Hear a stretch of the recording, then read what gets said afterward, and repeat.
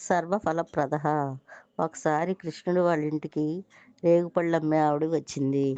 ఆవిడకి 80 ఏళ్ళు ఉంటాయి.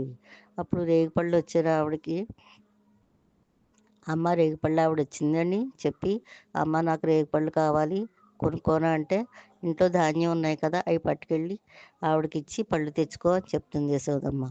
అప్పుడు తన చిట్టి చేతులతో ధాన్యం తీసుకుని ఆవిడకి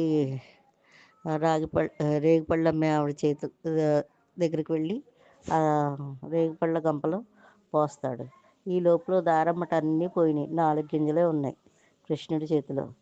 ఆ 4 గింజలు ఆ రేగిపళ్ళ గంపలో ధాన్యం పోసే చోట పోస్తాడు.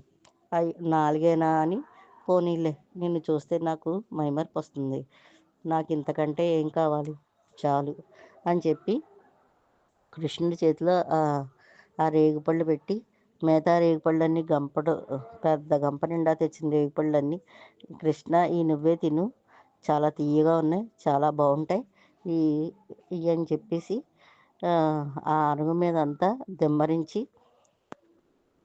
వెళ్ళిపోతుంది. వెళ్ళిపోయేటప్పుడు ఖాళీ గంప ఇంత బరువుగా ఉందేంటని చూసుకుంటే దాని నిండా రత్నాలు వచ్చేసినాయి.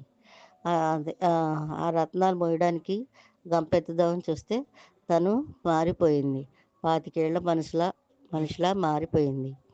అప్పుడు అక్కడ ఉన్న వాళ్ళందరినీ పిలిచి, ఈ చిత్రం చూడండి నేను ఎలా మారిపోయాను అంటే, అప్పుడు అందరూ కృష్ణుడి మహిమని కొనియాడారు.